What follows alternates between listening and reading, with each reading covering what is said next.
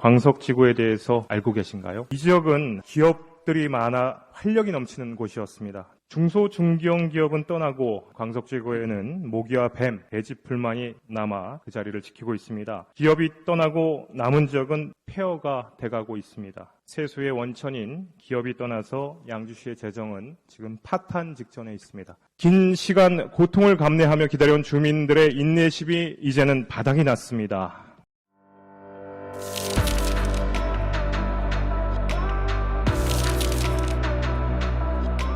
현 정부에서 지금 88 부동산 대책을 발표했습니다. 그리고 향후 6년 동안 수도권에 43만 가구의 주택과 택지를 공급하겠다고 하면서 서울시 그린벨트 해제라는 카드까지 꺼내들었습니다. 그리고 3기 신도시도 본격적으로 추진되고 있습니다. 하지만 이전에 지정된 2기 신도시 중 20년째 답보 상태인 양주시에 광석지구가 있습니다. 네, 이 지역은 기업들이 많아 활력이 넘치는 곳이었습니다. 중소, 중견 기업은 떠나고 광석지구에는 모기와 뱀, 돼지풀만이 남아 그 자리를 지키고 있습니다. 기업이 떠나고 남은 지역은 폐허가 돼가고 있습니다. 세수의 원천인 기업이 떠나서 양주시의 재정은 지금 파탄 직전에 있습니다. 이 지역에 9.19 합의로 항공부대가 이전 배치된 간암리 비행장, 노여선 훈련장 등이 배치되어 있어서 주민들의 훈련장에서 나는 소음을 40년째 듣고 온 피해를 보고 있는 상황입니다. 70년 넘게 평화안보의 우산 역할을 하면서 당연한 권리인 재산권, 생존권을 위협받고 있는 그리고 투쟁하는 북부 지역, 우리 양주시민, 우리 광석지구 주민들의 삶이 무너지고 있습니다. 군사시설 및 군사보호지역에 거주하는 지역 주민이 약 70년간 고통받고 있는 상황에서 어떤 대안을 갖고 계신지 답변해 주시면 감사하겠습니다. 감사원에서 이제 사업성에 대한 문제 제기를 해서 LH가 이제 금년부터 내년 3월까지를 알고 있습니다. 사업 조정 방안 수립 용역을 하고 있어서 저희도 예의주시하고 있습니다. 시설에 대해서는 지난번에 인천시장, 서울시장하고 잠깐 얘기가 나왔었고요. 앞으로 이 문제에 대해서 기왕에 있는 것들 또 혹시 앞으로 올 수 있는 것들에 대해서 대책을 만들 생각에 있습니다. 앞으로 올 것에 대해서는 저희가 단단한 여러 가지 조치를 생각을 하고 있고요. 다만 기존에 있는 것들에 대해서는 앞으로 서울시와 또 인천시도 관련이 있습니다. 좀 협의를 하고 또 필요하면은 지금 양 시장님 만난 지 오래됐는데 이런 거 포함해서 여러 가지 다른 미립지 문제라든지 한꺼번에 같이 이렇게 좀 패키지로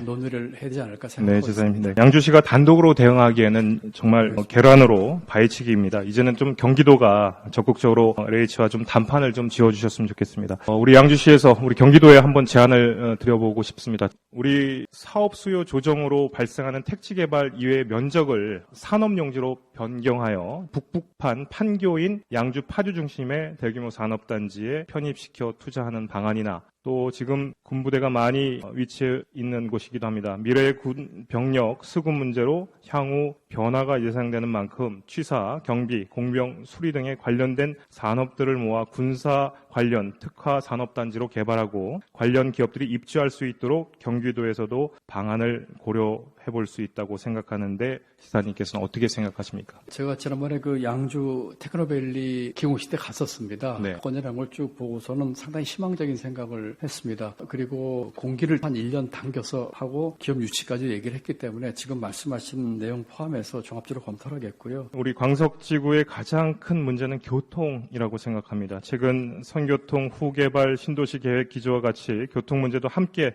해결돼야 된다고 봅니다. 지사님, 북부 지역의 각종 도로, 철도 건설 계획도 잘 추진되고 있습니까? 그렇습니다. 작년에 추경과 금년에 적극 재정으로 저희가 공사 중인 도로 빠른 시간에 공기 당기는 걸 해서 상당히 당겼고 국지도 39호선이나 또 여러 가지 지방도 360호 등등에 있어서도 저희가 차질 없이 또 가장 빠른 방법을 할 수 있도록 노력하고 있다는 말씀을 드립니다. 예, 지금 이 광석지구가 지정되고 국지도 98호선 양주 백석 유황간 도로건설 공사가 우리 경기도에서 추진을 했었습니다. 근데 광석지구의 광역교통 개선 대책에 포함되면서 지금 발이 묶여 있습니다. 그리고 도로뿐만이 아닙니다. 4월 10일 총선에서 도지사님께서 발표한 내용이십니다. 우리 경기도 철도 기본계획에 포함된 지하철 3호선 양주 연장이 그 내용이고요. 현재 우리 현 대통령 양주시 공약이기도 합니다. 지축 백석 구간도 조속히 좀 추진을 해주셨으면 합니다. 2019년 정부 국가균형발전 프로젝트의 예비 타당성 조사 면제 사업으로 추진되었고 지금 설계 중이고 공사 중인 옥정 포천선은 2029년 개통 예정입니다. 하지만 3호선 양주 연장은 아직 제대로 된 논의조차도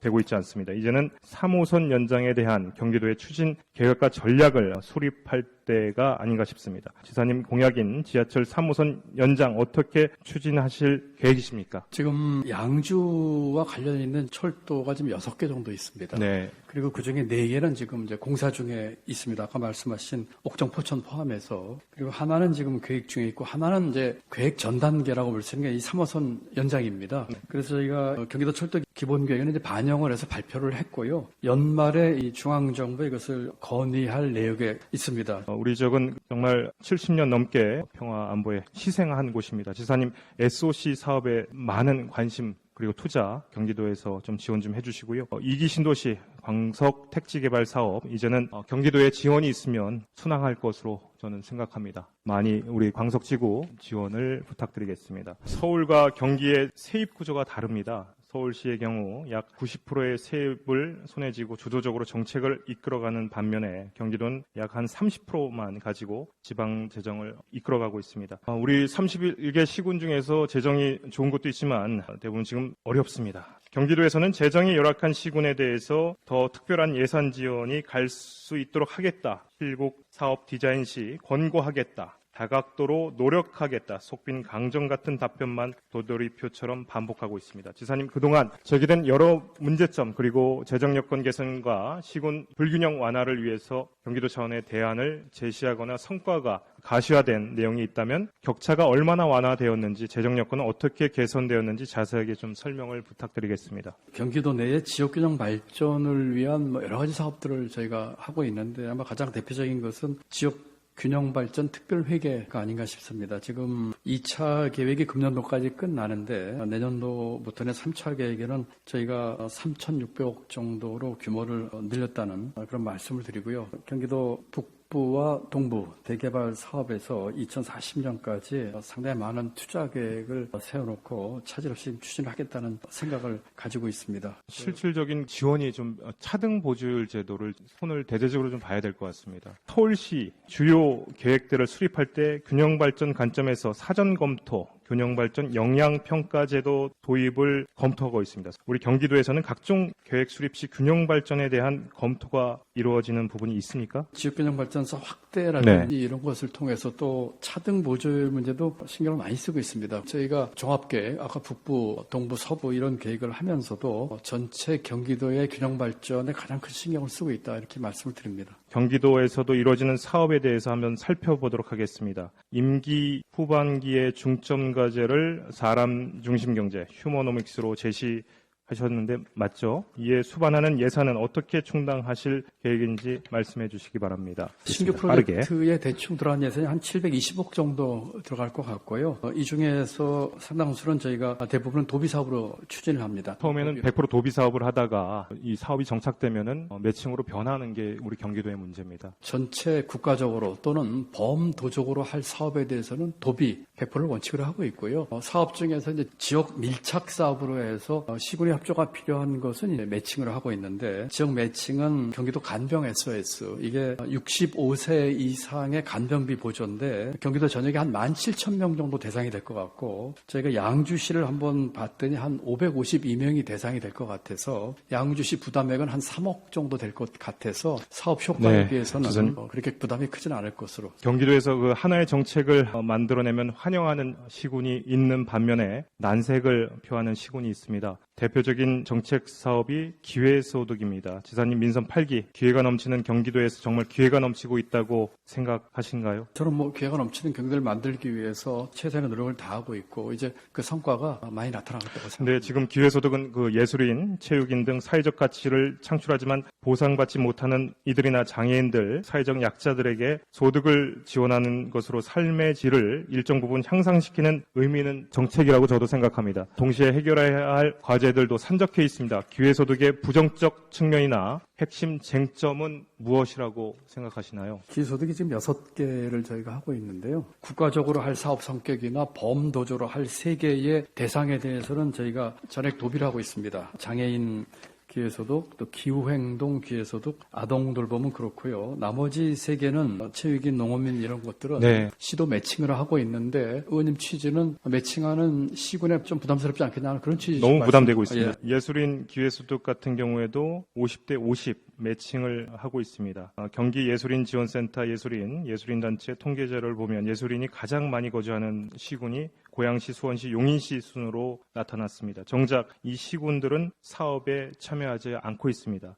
결국 이 문제의 요점은 기회소득 지원에 사각지대가 발생하고 있다라는 것입니다. 꼭 필요로 하는 사람들을 지원할 수 있도록 보다 섬세한 정책을 만들고 제도를 개편해야 한다고 생각합니다. 어떻게 생각하십니까? 예, 끊임없이 개선하고 보완을 하겠습니다. 기회소득이라는 단어 그대로 예술인, 장애인, 체육인, 아동 돌봄의 삶 속에 기회가 있어야 합니다. 기회의 사다리가 지역에 따라 불공정하게 주어지거나 정책 홍보 부족으로 인해서 수의 사각지대가 발생해서는 안 된다고 생각합니다. 경기도에서 만들어내고 확산하는 사업들, 도에서 예산을 부담해야 합니다. 지금까지 답변해 주신 것처럼 향후 경기도의 균형 발전에 대해서 더 각별히 신경 써주시고 이제는 말뿐이 아닌 행정에서 벗어날 수 있는 것이라고 믿으면서 도정에 관한 질문을 좀 마치도록 하겠습니다. 이제부터는 교육감님께 질의하겠습니다. 경기도의 경우 31개 시군 중 11개, 평균 0.35개로 정규 평균에 비해서 교육도서관의 수가 매우 적습니다. 특광역시, 특별자치도를 제외한 광역도 단위 평균을 비교해봐도 충청북도 다음으로 수가 적고 경상남도 평균 1.5개의 5분의 1 수준인데 이에 대해 교육감님은 어떻게 생각하십니까? 경기도는 주로 학교의 도서관을 좀 확충해 주는 것으로 이렇게 그 정책을 추진해서 아마 전체 학생들이 아주 가까이에서 도서관의 시설을 이용하는 측면에서는 그렇게 크게 불리하다고는 분석하고 있지 않습니다. 근데 이제 경기 북부와 남부의 불균형이 지금 심각합니다. 네네. 지자체에서 운영하는 도서관이 또 경기도는 많습니다. 지자체에서 운영하는 일반 도서관이 투자도 많고 시설이 좋기 때문에 대체로 좀 비교를 하자면 교육청 직속의 도서관이 좀 부족하고 열악한 것으로 이렇게 돼 있습니다. 그래서 최근에 이 도서관은 뭔가 일반 도서관하고는 좀 차이가 있어야 된다 해서 지역별로 운영되고 있는 여러 가지 공유 학교의 여러 프로그램들을 도서관을 중심으로 운영하도록 이렇게. 그러니까 우리 양주 지역을 보면 지금 학력 인구가 서울, 강남, 인천, 서구 다음으로 높습니다. 그리고 학력 인구가 증가하면서 학생 백지, 학교 신설 등 교육 관련 민원이 좀 폭증하고 있는 상황입니다.